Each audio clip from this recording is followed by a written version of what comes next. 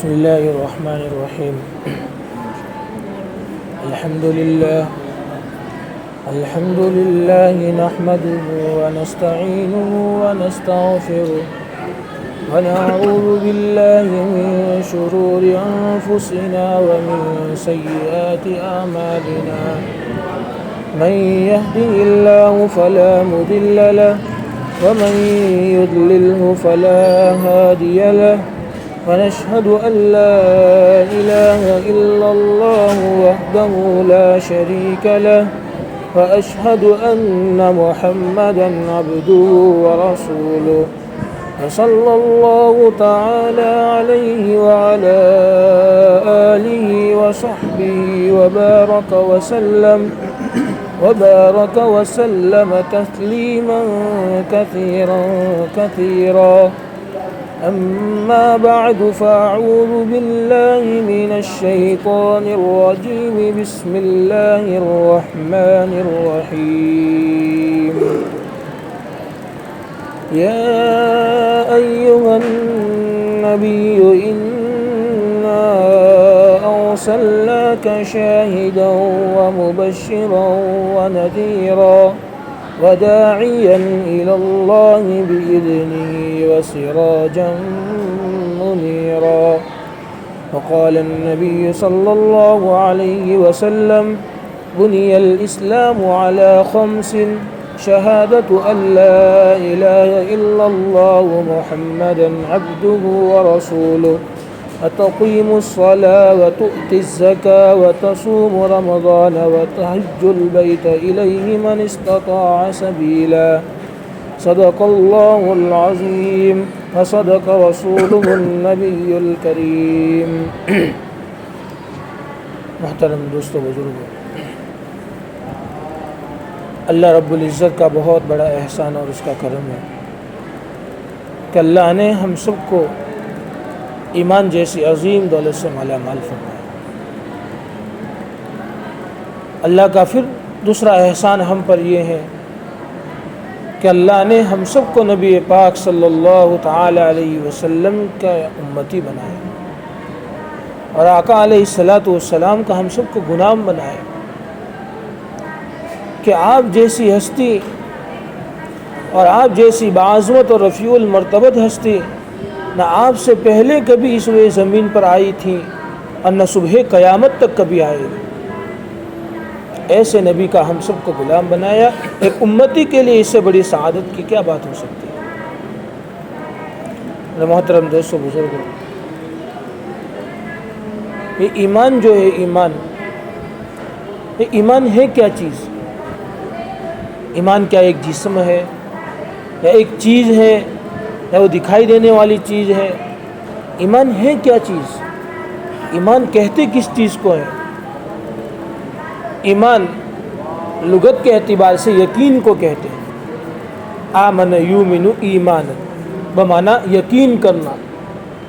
اور شریعت کی نگاہ کے اندر ایمان اس کو کہتے ہیں کہ جو باتیں اللہ کے نبی علیہ السلام لے کر اس دنیا کے اندر مبعوث ہوئے، ان تمام باتوں پر محض اعتماد کی بنیاد پر ایک ایمان والے کا ایمان ہونا، یہ ہے ایمان. کہ آپ علیہ السلام جن باتوں کو لے کر دنیا کے اندر مبعوث ہوئے، ان تمام باتوں پر ہم سب کا ایمان ہے کہ وہ تمام کی تمام برحق ہے.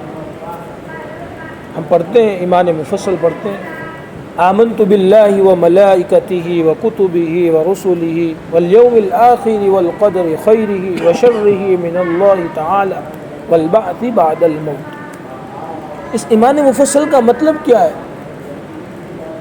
کہ ہم نے کہا آمنت باللہ، میں ایمان لے آیا اللہ رب العزت پر. اللہ پر ایمان لانے کا کیا مطلب؟ کہ اللہ ہر عیب سے منزہ ہے، اللہ ہر عیب سے مبرہ ہے، اللہ جسم سے مبرہ ہے، اللہ جہت سے مبرہ ہے، اللہ کئی خداؤں کے ہونے سے مبرہ ہے، اللہ کی ذات میں کوئی عیب نہیں. یہ اللہ پر ایمان لانے کا مطلب. اسی طرح جو 7 چیزیں بیان کی گئی ان تمام پر ایمان لانے کا مطلب ہے. لیکن حقیقت میں جو ایمان ہمارے پاس ہونا چاہیے کہ اللہ نے جن احکامات کو ہم پر عائد کیا اور شریعت نے جن احکامات کو ہم کو مکلف بنایا ان تمام چیزوں پر ہمارا عمل کا ہونا یہ ایک مسلمان کے لیے اور ایک ایمان والے کے لیے ضروری ہے۔ اللہ کے نبی علیہ السلام کو اللہ تبارک و تعالیٰ نے اس دنیا کے اندر مبعوث فرمایا اور تمام نبی آتے رہے، ہر نبی آ کر لوگوں کو دین کی بات بتلاتے رہے، اللہ کے احکامات ان کے سامنے بتلاتے رہے۔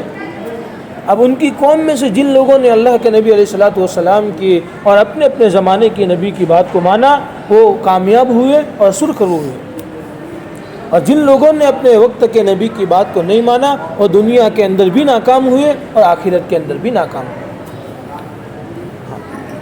ہم ذرا دیکھیں آپ علیہ السلام کی سیرت کو کہ اللہ نے اپنے نبی کو کن ماحول کے اندر اور کس وقت اور کس جگہ مبعوث فرمایا اور کس جگہ آسمان سے بھیجا۔ اللہ نے اپنے نبی علیہ السلام کو مکہ کی سرزمین کے اندر مبعوث فرمایا کہ جہاں کا ماحول بڑا گناہوں کا ماحول تھا۔ وہ کون سا گناہ نہیں تھا جو ان کے اندر نہیں پایا جاتا؟ لڑکیوں کو زندہ درگور کرنا، شراب نوشی کرنا، قمار بازی کرنا، باتوں باتوں پر تلوار کا اٹھ جانا، ایک دوسرے کا قتل عام کر لینا، یہ ساری کی ساری باتیں ان کے اندر پائی جاتی ہیں۔ ایسے ماحول میں اللہ رب العزت نے اپنے نبی علیہ السلام کو مکہ کی سرزمین کے اندر حضرت عبداللہ کی پیاری بیوی آمینہ کے گھر کے اندر پیدا کیا۔ آپ علیہ السلام کی زندگی کو ہم پڑھتے ہیں، 40 سال کی عمر کے اندر آپ کو نبوت دی گئی، لیکن 40 سال کے پہلے کی جو زندگی ہے، نبوت سے پہلے کی زندگی، وہ بھی اتنی پاکیزہ اور صاف زندگی ہے کہ آپ کی زندگی پر کوئی انگلی نہیں اٹھا سکتا۔ مکہ والے آپ کو کس نام سے پکارتے تھے؟ صادق اور امین کہہ کر پکارتے تھے۔ اپنی امانتیں آپ علیہ السلام کے پاس رکھواتے تھے، مظلومین کی آپ مدد کرتے تھے۔ پھر ایک مرتبہ اللہ رب العزت کا حکم آیا کہ اب لوگوں کو دین کی دعوت دو، اب دعوت و تبلیغ کا کام شروع۔ پہلے اپنے گھر والوں کو 3 سال تک تبلیغ کرتے رہے، اپنے اندر تبلیغ کرتے رہے، پھر اللہ کا حکم آیا کہ علی العموم لوگوں کے اندر دعوت و تبلیغ کا کام شروع کر۔ تو اللہ کے نبی علیہ السلام نے صفا پہاڑی پر کھڑے ہوئے اور آواز لگائی، یا صباحا یا صباحا، یہ ان کا مشہور تھا، ندا لگاتے تھے کسی کو جمع کرنے کے لیے، تو یا صباحا کر کے سب کو جمع کیا، سب لوگ آئے وہاں پر۔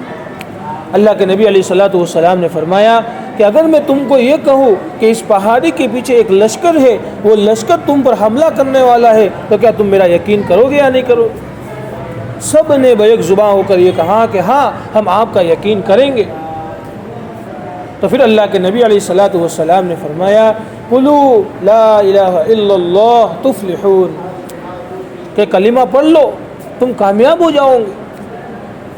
تو اس وقت کیا ہوا میرے عزیز دوستوں بزرگوں، جو مجمع جمع تھا، جو آپ کو امین اور صادق کے لقب سے پکارتا تھا، وہی مجمع آپ پر بھڑک اٹھا، آپ کو ساحر اور مجنون کہنے لگا۔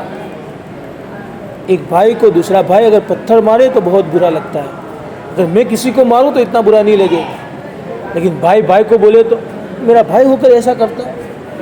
اللہ کے نبی علیہ السلام کو سب سے پہلے جو جواب دیا وہ ابو لہب نے دیا، لہذا جمعتنا یا محمد تبا لک یا محمد، کیا تو نے اس وجہ سے ہم سب کو جمع کیا تھا کہ تو ہم کو ایک اللہ کی دعوت دے، تیرے دونوں ہاتھ ٹوٹ جاوے یا محمد۔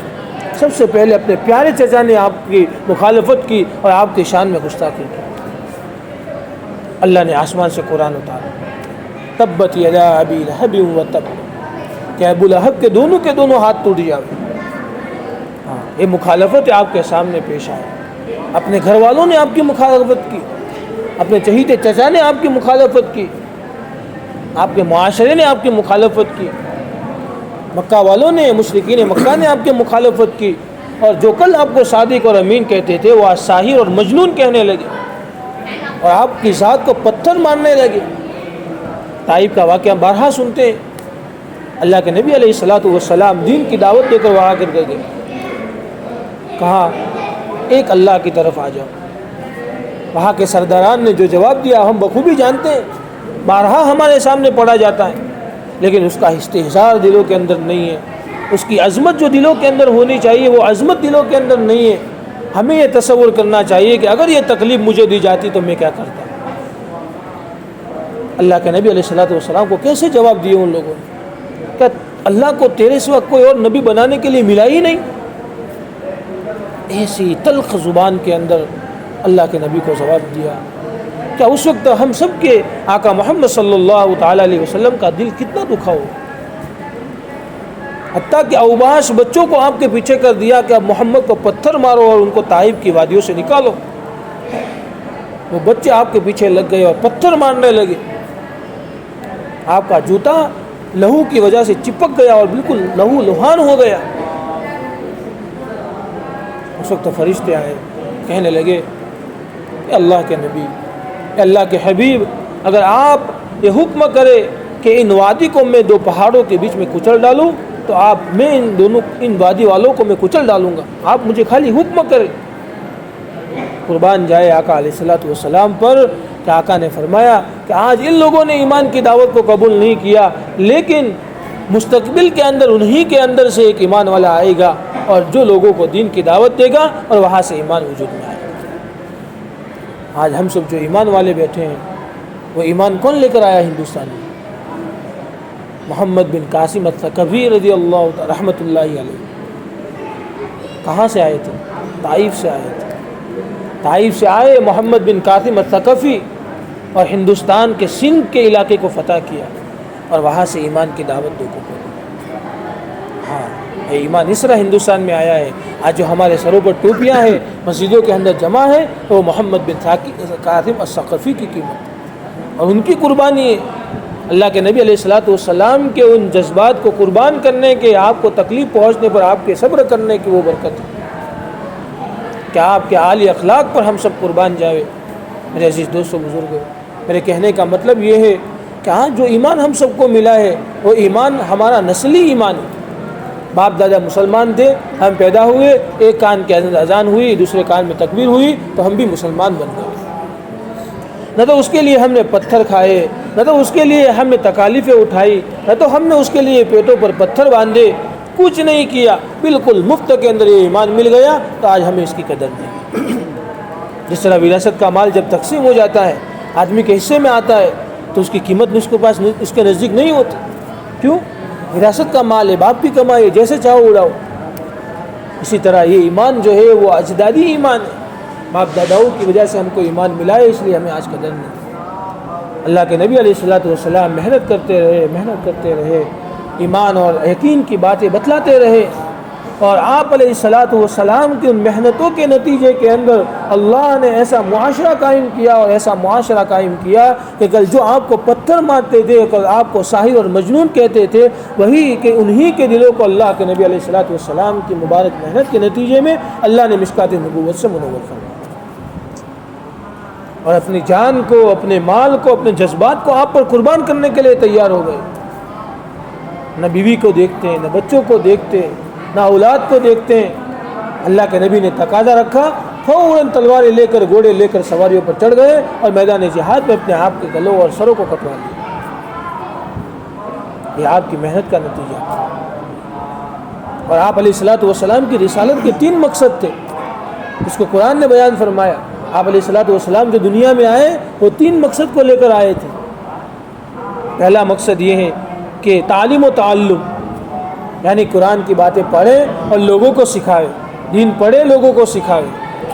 تزکیہ نفوس، یعنی دلوں کو گناہوں سے پاک کرنا، اللہ کا ذکر کر کے لوگوں کے دلوں کو گناہوں سے پاک کرنا، ایمان اور یقین کی بات بتا کر ان کے ایمان کی مضبوطی کے ذریعے دلوں کے گناہوں کو پاک کرنا.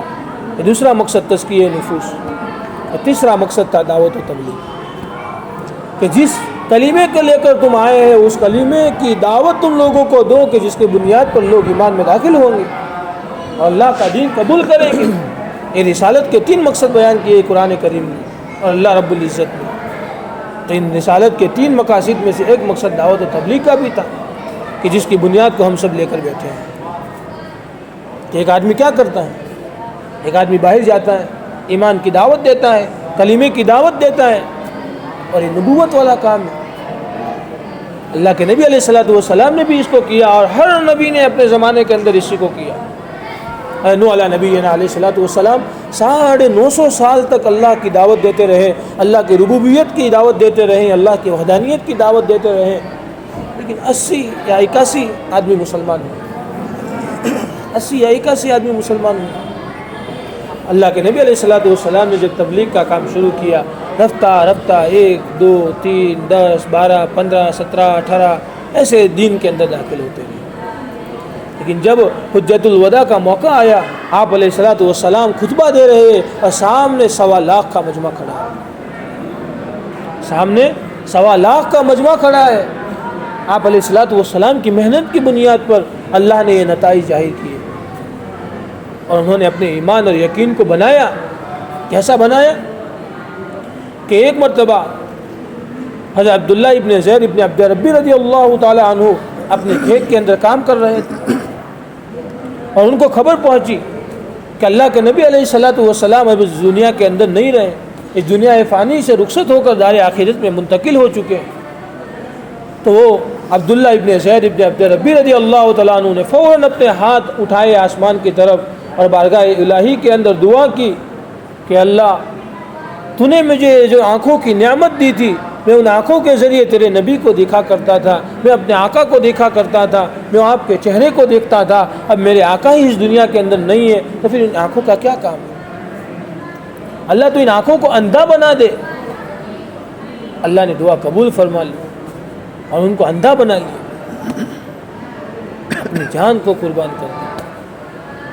حضرت ابو بصیر رضی اللہ تعالی عنہ معصوم سے بچے ہیں، جہاد کا موقع آیا، ابا جہاد کے اندر چلے گئے، اماں کا انتقال ہو گیا۔ وہ معصوم بچہ اپنے اماں کو اپنے ہاتھ سے دفناتا ہے۔ ابا اللہ کے رسول صلی اللہ تعالی علیہ وسلم کے ساتھ جہاد میں شریک ہے۔ جب قافلہ واپس آیا تو وہ بچہ اپنے والد کو ڈھونڈ رہا ہے کہ میرے ابا قافلے میں دکھ نہیں رہے، میرے ابا کہاں گئے؟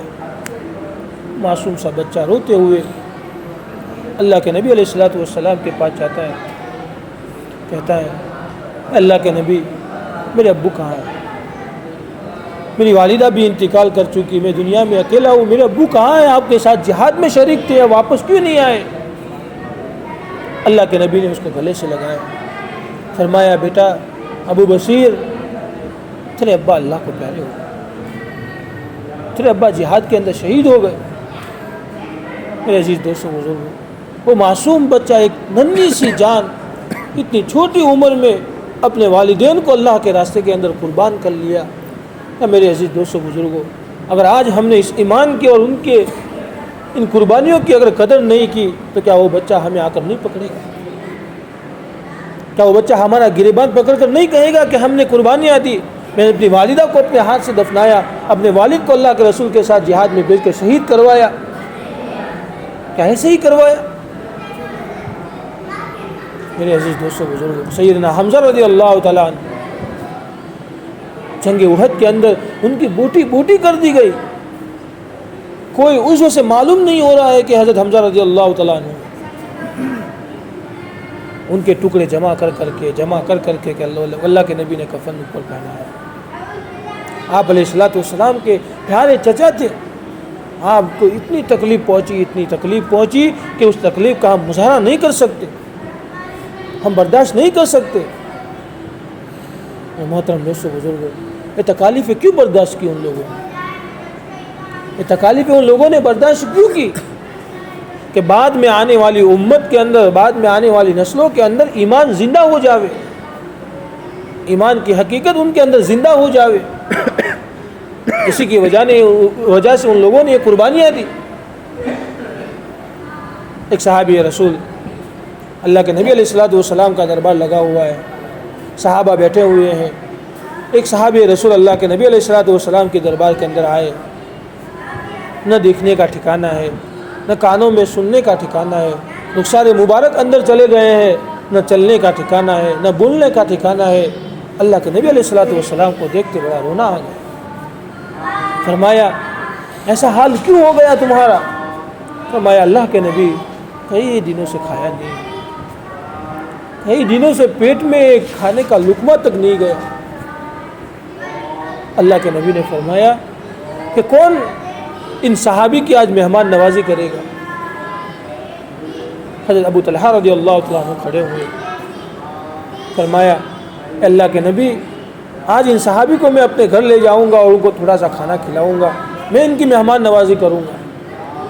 حضرت ابو طلحہ رضی اللہ تعالیٰ عنہ لے کر گئے گھر پر، بیوی کو کہا بیوی مہمان آئے ہوئے ہیں، ذرا کچھ کھانا ہو تو لا دیجیے۔ بیوی نے بڑے پیار بھرے انداز میں کہا، آنکھوں سے آنسو نکالتے ہوئے کہا کہ گھر کے اندر معصوم 2 بچے ہیں، ان کے لیے اتنا سا کھانا بچا ہے اور گھر میں کچھ نہیں ہے، نہ پانی ہے نہ کھانا ہے، بس 2 معصوم بچوں کے لیے اتنا سا کھانا ہے، اگر آپ مہمان کو کھلا دیں گے وہ معصوم بچے روتے روتے ان کو میں کیا کھلاؤں؟ حضرت ابو طلحہ رضی اللہ تعالیٰ عنہ فرماتے ہیں کہ پیاری بیوی ان بچوں کے سر پر تو ہاتھ پھیر اور ان کو پھسلا دے، اور ان کو پھسلا کے تو سلا دے، اور آج تھوڑا سا مہمان کو کھانا کھلا دے، کل اللہ اس کا بہت بڑا بدلہ دے۔ میرے عزیز دوستو بزرگوں، ان معصوم بچوں نے کس طرح رات گزاری ہوئی، کئی دنوں کے بھوکے ہیں، وہ معصوم بچوں نے کیوں قربانیاں دی؟ کیا اگر آج ہم نے اس ایمان والی حقیقت کو چھوڑا، اللہ کے طریقوں کو چھوڑ دیا، کیا وہ ننھی سی معصوم جانیں ہمیں آ کر نہیں پکڑے گی؟ ہمارا گریبان پکڑ کر کہے گی کہ ہم نے ایسے ہی بھوکے سوئے تھے، کہ ہم نے ایسے ہی اپنے ماں باپ کو شہید کروایا تھا۔ میرے عزیز دوستو، ایسے 1-2 واقعات نہیں ہیں، ایسے کئی سو واقعات ہیں صحابہ کی زندگیوں کے اندر، آپ علیہ الصلوۃ والسلام کی زندگی کے اندر، کہ جس کو پڑھنے سے آدمی کے رونگٹے کھڑے ہو جاتے۔ کیا ایسی بھی قربانی کوئی دے سکتا ہے؟ غزوہ خندق کا موقع دیکھیے، کھری دوپہر کا موقع ہے، آج اگر ہمارے اوپر تھوڑی سی دھوپ پڑتی ہے آدمی فوراً بلا جاتا ہے اور فوراً ایسی ڈھونڈتا ہے، کہاں ہے ایسی، فوراً گھر کے اندر جاتا ہے، گرمی تھوڑی سی برداشت نہیں ہوتی۔ وہ کھری دھوپ کے اندر صحابہ کرام رضوان اللہ تعالی علیہم اجمعین خندق کھودنے کے اندر مصروف ہے، اور کیسی خندق کھود رہے ہیں کہ آنے والا اندر نہ آ سکے، یہاں سے باہر نہ جا سکے، ایسی لمبی چوڑی پوری مدینہ کے اطراف کے اندر خندق کھودنی ہے۔ کئی دنوں سے صحابہ بھوکے پیاسے ہیں، اللہ کے نبی کیسے خندق کھودیں گے؟ فرمایا میرے صحابہ ہمت کرو، آج تمہاری ہمت کی بنیاد پر اللہ کل تمہاری نسلوں کے اندر ایمان کو زندہ کرے گا۔ اور صحابہ بھوکے پیاسے خندق کھود رہے ہیں، اللہ کے نبی علیہ الصلوۃ والسلام آئے، تشریف فرمائے، صحابہ نے اپنے جبہ شریف کو اوپر کیا اور اپنے پیٹ دکھائے کہ پیٹوں پر 1-1 پتھر باندھا ہوا ہے۔ صحابہ نے فرمایا اللہ کے نبی بڑی شدت سے بھوک لگی ہے، اب پیٹوں پر پتھر باندھا ہے، اب کچھ کھانے کا ہو تو تھوڑا دے دیجئے۔ اللہ کے نبی علیہ الصلوۃ والسلام پر لاکھوں جانیں قربان ہو جائے، آپ نے اپنا اٹھایا اور دکھایا کہ آپ کے پیٹ پر 2-2 پتھر باندھے، آپ کے پیٹ پر 2-2 پتھر باندھے۔ میرے عزیز دوستوں بزرگوں، ایک وقت کا کھانا اگر ہم کو نہیں ملتا ہے تو بہت سے جھگڑے کھڑے ہو جاتے ہیں، اور صحابہ کئی دنوں تک، کئی مہینوں تک اپنے پیٹ کے اندر ایک کھانے کا لقمہ نہیں بھرتے تھے۔ ماں عائشہ کیا کہتی ہیں؟ ام المؤمنین حضرت عائشہ رضی اللہ تعالیٰ عنہ فرماتی ہیں کہ 2 مہینے تک گھر کے اندر چولہا نہیں جلا، 2 مہینے تک گھر کے اندر چولہا نہیں جلا۔ کیا ہم تصور بھی کر سکتے ہیں کہ ایک دن اگر گھر کے اندر گیس اور چولہا نہ جلے تو پھر کیا حالت ہوتی ہے ہماری؟ 2 مہینے تک کیا ہم ایسی قربانیاں دے سکتے؟ نہیں دے سکتے میرے عزیز دوستوں بزرگوں۔ لیکن ہمیں اللہ رب العزت نے ایک پیاری سی محنت عطا فرمائی ہے، ایک منظم نظام ہم کو عطا فرمایا ہے کہ جس نظام کے تحت آدمی کا ایمان بھی بنتا ہے، اس کا اللہ پر توکل بھی بنتا ہے، اس کے اندر اخلاق بھی آتے ہیں، اس کے اندر عبادت کا جذبہ پیدا ہوتا ہے۔ ہاں، اگر ایسی حالت میں ہم اللہ کے پاس چلے گئے تو ہمارا اللہ ہی محافظ ہو سکتا ہے۔ میرے دوستوں بزرگوں، اپنے ایمان کو بنانے کی بڑی ضرورت ہے۔ آج مسلمان کچا ہو گیا، جس کی بنیاد پر آج حالات چل رہے ہیں۔ ہمارا ایمان ایک صورتی ایمان ہے۔ ہم لوگ کسی چیز کو دیکھتے ہیں، مثال کے طور پر سمجھے آئی فون کا باکس ہے، باکس آئی فون کا ہے، میں آپ کو کہوں میں آئی فون لے کر آیا تو آپ کیا سمجھیں گے؟ بھائی کتنا قیمتی فون لے کے آیا، ماشاءاللہ بڑا پیسوں والا تو ہے۔ اور اندر سے کھول کے دیکھے تو نوکیا کا چھوٹا سا کی پیڈ والا فون، دیکھے تو نوکیا کا چھوٹا سا کی پیڈ والا فون۔ آج ہمارے ایمان کی حالت یہی ہے بھائی سے دیکھتے ہیں تو ماشاءاللہ کتنی بڑی داڑھی ہے، ماشاءاللہ سر پہ ٹوپی ہے، جبہ لہنگا پہنا ہے، اور ماشاءاللہ کیسا مومن جا رہا ہے، اور اندر سے دیکھو تو ایمان کچھ بھی نہیں، کچھ بھی نہیں۔ میرے محترم دوستوں بزرگوں، ایسے ہماری زندگی نہیں بنے گی۔ ہماری زندگی جو بنے گی وہ اللہ کے احکامات پر چلنے کی بنیاد پر بنے گی، اللہ کے نبی علیہ الصلاۃ والسلام کے مبارک طریقوں کو اپنی زندگی کے اندر لانے کے اوپر بنے گی۔ ہاں، اور جن لوگوں نے اللہ کے نبی علیہ الصلاۃ والسلام کے مبارک طریقوں کو اپنی زندگی کے اندر لائے، وہ اس دنیا کے اندر بھی کامیاب ہوئے اور آخرت کے اندر بھی کامیاب ہوئے۔ ہاں، آج ہمیں ان باتوں کو سمجھنا ہے۔ آج اگر ہم نہیں سمجھیں گے تو پھر وہ کون سا وقت آئے گا کہ جو باتیں ہمیں سمجھ میں آئے گی؟ کیا موت ہی ہمیں سمجھا سکتی ہے؟ کیا موت ہی ہم کو سمجھائے گی کہ نہیں اللہ بھی حق ہے، جہنم بھی حق ہے، جنت بھی حق ہے؟ کیا موت ہم کو سمجھائے گی؟ نہیں میرے عزیز دوستو بزرگوں، موت کے آنے سے پہلے ہم سب کو تیاری کرنی پڑے گی۔ آدمی جب ایک دن کے سفر میں بھی جاتا ہے تو کتنی تیاریاں کرتا ہے۔ 3 دن پہلے اس کی پلاننگیں شروع ہو جاتی ہیں، 1 دن پہلے اس کے لیے توشہ تیار کرنا شروع ہو جاتا ہے۔ اور آخرت کی اتنی لامحدود زندگی کے اندر جانا ہے، اس کے لیے تو کوئی توشہ نہیں، اس کے لیے تو کوئی تیاری نہیں۔ کیوں میرے عزیز دوستوں؟ کیا ہم ایسے ہی زندگی گزارتے رہیں؟ اللہ کے احکامات ہماری زندگی کے اندر نہیں، اللہ کے نبی کے طریقے ہمارے اندر نہیں، کیا ہم ایسی حالت میں اللہ کے پاس جائیں گے؟ کیا اللہ کو منہ دکھائیں گے؟ اللہ کو کیا منہ دکھائیں گے ہم سے؟ میرے عزیز دوستوں بزرگوں، اس کی فکر کرنے کی ضرورت ہے۔ ہاں، بڑے فتنوں کا ماحول ہے۔ دیکھو حضرت حذیفہ بن الیمان رضی اللہ تعالیٰ عنہ کی حدیث ہے، فرماتے ہیں کہ آخری زمانے کے اندر ایسے فتنے آئیں گے کہ جیسے چٹائی کے تنکے ہوتے ہیں۔ چٹائی جب پرانی ہو جاتی ہے تو اس کے اندر سے کیسے تنکے نکلتے، ایک کو کھینچو پورا لمبا آ جائے گا، ہوتا ہے نا، اپنی چٹائی جو پڑی اس میں سے ایک رسی نکال دو پورا باہر آ جائے گا۔ ایسے فتنے آئیں گے، اور اگر اس وقت اگر تم نے اس کے اندر جھانکا اور تم نے دیکھا تو فتنہ تم کو لپک لے گا اور تم کو اپنی جانب کھینچ لے گا۔ تو اس وقت تم کو کون بچائے گا؟ تمہارا دین تم کو بچائے گا، تمہارا علم تم کو بچائے گا۔ اگر تمہارے پاس علم ہے تو تم بچ جاؤ گے، اگر تمہارے پاس دین کا کوئی علم بھی نہیں ہے تو تم کیسے بچ پاؤ گے؟ تم کیسے سمجھو گے کہ یہ فتنہ ہے؟ اور آج کے دور کا تو یہی ماحول ہے کہ جھوٹ کو سچ بنا کر پیش کیا جاتا ہے، اور سچ کے اوپر کتنا ہی وزن دیا جائے وہ جھوٹ ہی رہتا ہے۔ دیکھیے عدالتوں کے اندر، کورٹوں کے اندر کیسے لوگوں کو پھنسایا جاتا ہے۔ جھوٹ کو اتنا سچ بنا کر پیش کیا جاتا ہے کہ کوئی یقین بھی نہ کرے کہ یہ جھوٹ ہے۔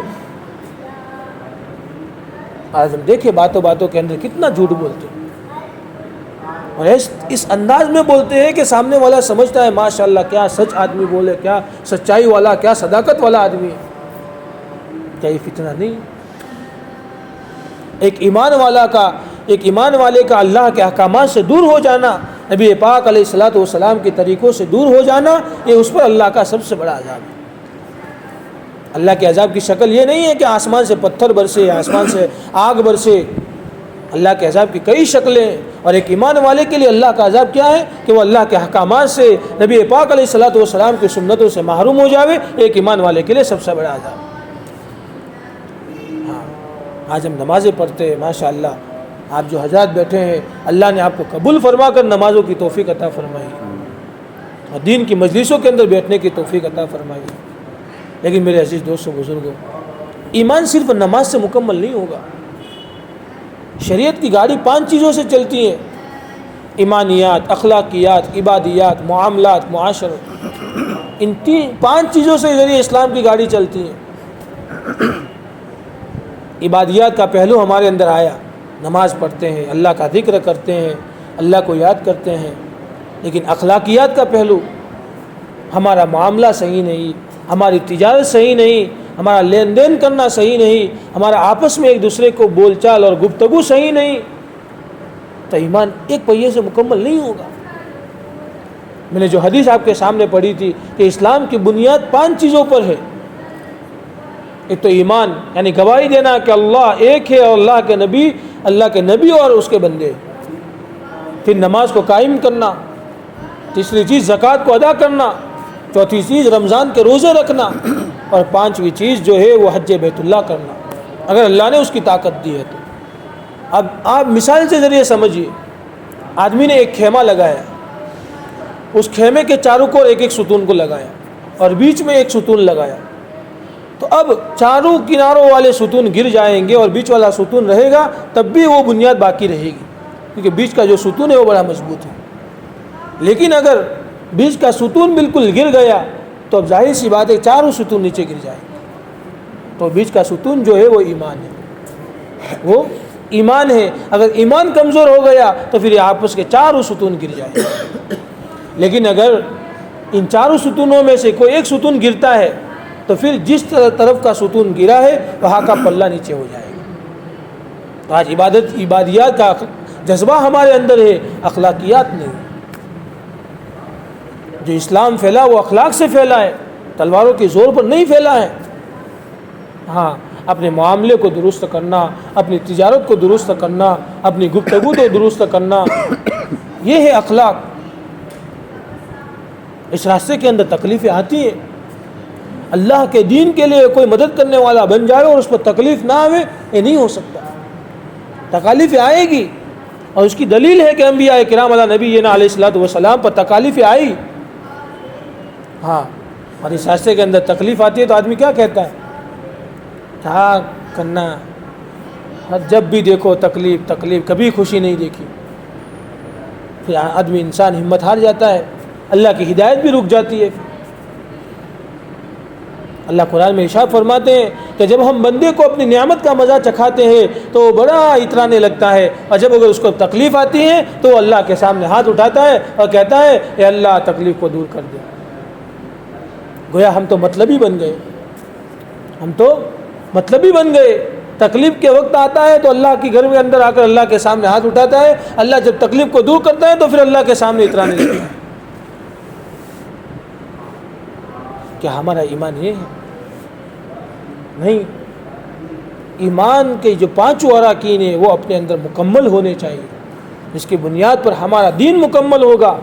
اللہ کے نبی علیہ الصلوۃ والسلام کا پاک ارشاد ہے لا ایمان لمن لا امانت له ولا دین لمن لا عہد له، کہ جس شخص کے اندر امانت نہیں اس کے اندر ایمان نہیں، اور جس شخص کے اندر عہدوں کی پاسداری نہیں، وعدوں کی خلاف ورزی کرتا ہے تو اس کے اندر دین نہیں۔ آج دیکھیں ہماری تجارتوں کے اندر کتنی امانت پائی جاتی ہے، ہمارے عہد و پیمان کے اندر کتنی سچائی پائی جاتی ہے۔ آدمی صبح میں آ کے توبہ کرتا ہے کہ اللہ آج کے بعد کوئی گناہ نہیں کروں گا، میں تجھ سے وعدہ کرتا ہوں، شام کو دیکھو وہی توبہ توڑ کر پھر گناہ کے اندر لگا۔ کیا ہمارے وعدوں کے اندر اتنی پکائی اور اتنی سچائی ہمارے وعدوں کے اندر؟ اللہ کے نبی کا ارشاد ہے کہ جس کے اندر عہد کی پاسداری نہیں اس کے اندر دین نہیں، اور جس کے اندر امانت نہیں اس کے اندر ایمان نہیں۔ اگر آج کوئی آدمی اپنے پاس کوئی امانت رکھ کر جاوے اور ہم ہو بہو اسی امانت کو ہم واپس کریں، کیا ایسا ہے؟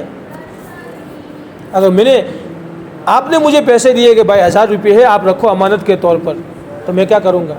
اس کو استعمال کر لوں گا، پھر دوسرے دن جب آپ لینے آئیں گے تو دوسری نوٹیں نکال کر دوں گا صحیح، لیکن وہی نوٹیں واپس نہیں۔ امانت کہاں؟ اللہ کے نبی علیہ الصلوۃ والسلام کے پاس جو امانتیں رکھی جاتی تھی، آپ سال گزر جاتے ہو بہو اسی چیز کو واپس لوٹاتے۔ ہاں، تجارتوں کے اندر امانت آئے گی۔ آج دیکھیے ہم تجارت کرنے کے لیے کھڑے ہوتے کیا کہتے ہیں؟ بھائی 100 روپے کا ہے، کتنے روپے کا؟ 100 روپے کا ہے، حالانکہ وہ چیز پڑتی ہے 35-40 روپے کے اندر۔ ہاں، نفع کماؤ، نفع کمانے کا حق ہے۔ میرے عزیز دوستو بزرگوں، میرے کہنے کا مطلب یہ ہے کہ اگر ہمارے اندر ایمان کے جو 5 ستون ہیں اور جو شاخیں ہیں تو اس سے ہمارا ایمان مکمل ہوگا۔ اگر وہ ہماری زندگیوں کے اندر آ گیا تو انشاءاللہ اللہ کی ذات سے پوری امید ہے کہ اللہ ہم سب کو اس دنیا کے اندر بھی کامیاب فرمائیں گے اور آخرت کی زندگی کے اندر بھی کامیاب فرمائیں گے۔ ہاں، اور اس ایمان کو اگر ہم اس ماحول کے اندر بنانا چاہے تو نہیں بنا سکتے۔ انسان کے ساتھ 3 دشمن ہیں، اتنا کہہ کر میں اپنی بات کو ختم کرتا ہوں۔